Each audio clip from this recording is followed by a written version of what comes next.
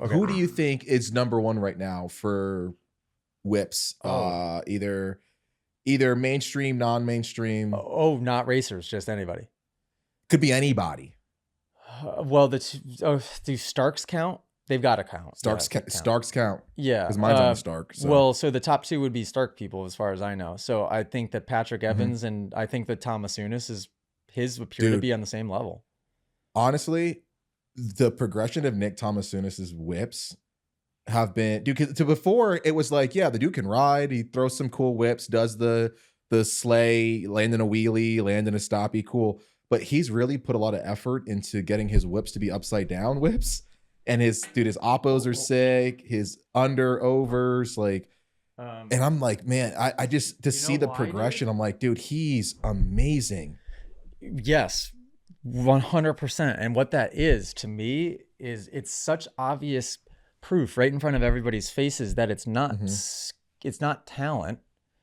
It's a developed skill. Look at Patrick Evans. It's the same thing. He's not talented per se. He's not saying that these guys aren't talented. Before you go and cancel him again, and I didn't say Dave, that. Save me. So the collective had nothing to do with Dave. Is not to do. Plus, I have like 13 other riders besides him. Just so we're putting it out there. But also, he's not saying that these guys aren't talented. We are both fans. Me especially. They are very, very, very talented. AJ just saying it wasn't like a natural talent that he had out the womb. He had some dirt bike talent for sure, but he honed his skill to be even greater to where he is now. That's what AJ's saying. Please don't cut what he said. That's why this guy gets paid the big bucks. He's here to he's here to save us. Well, thank God. Whew. Thanks, Dave. Save you multiple, also little lawsuits from the blacks. You know, we're here for a lot. But isn't it? It is just good because Patrick Evans, the way that he evolved in a pretty relatively short amount of time, in just a few years, went from like a really good whip to a ridiculous whip, and then Thomasounis, that's how you say his last name, Thomasounis. How do you say plural Thomasounis? It can get confusing. Thomasuni. So his evolution was very quick too. Within 3 to 4 years, completely went from looking really good to like next level. It just that's dedication. I think that Nick, I'm pretty sure, has a setup at his house that he rides all the time. That's this doesn't come by chance, and it doesn't come from just talent. It's a developed skill set, and that's why I say it's a bit of a lost art, because I think there are a lot of people that kind of bypass a lot of the bike skill type of work that was so prevalent in, well, at least my life when I was growing up on a dirt bike. Yeah. Thank God, because I think that's what's made me a good teacher too, is I do have a lot of bike skill. Yeah. And not talent. I have a lot of bike skill. You bring up a good point. I can't remember the last time I sessioned something like a whip or a corner and just done work on that one thing. Oh yeah. Like I can't think of dude, when we had Moto Town, I was practicing whips like crazy, dude. I actually, believe it or not, I used to be able to scrub and whip and do all the stuff I needed to do. Once that place went out you've seen my whips and scrubs now. Ugly. Dude, at best.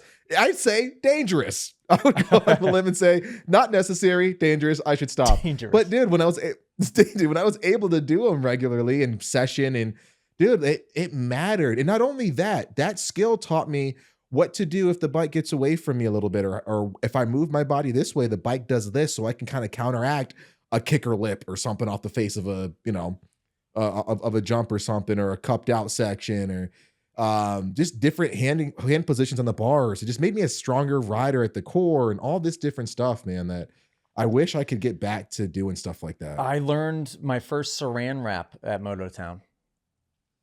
And that was a trick that I had for dude. I was like, oh my gosh, through the bars. Saran wrap for those that don't know, that's a one-legged bar hop through the handlebars, let go of the hand, wrap it around, saran wrap. I learned those on a 65 at Moto Town, and I had them on lock for like 3 years, and I've been terrified to do one ever since. Yeah, man, the freestyle tricks that I have tried that don't make any sense. I used to do some scary. Wait, Why saran wrap, dude? Why the saran wrap? Because I just wanted to do every trick that I could possibly do. I did bar hops, which were very scary because not having freestyle bars to try and do a bar hop was dangerous. I remember I could do double heel clickers to like real double heel clickers, heel click down to the foot peg. To me, those are cool. Those are cool. I could do those on like kind of relatively small jumps. Like I could do that on the 105, no problem. I think I've done a triple before, which I saw Pastrana do in some video. Off one, what jump? Try that. I don't know if it was a 75-foot ramp to dirt or if it was a bigger ramp to dirt.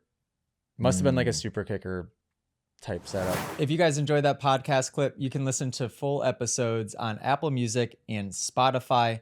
And make sure, if you haven't already, join our community inside of the Moto Academy app. Go to themotoacademy.com today. I'll see you guys inside the community.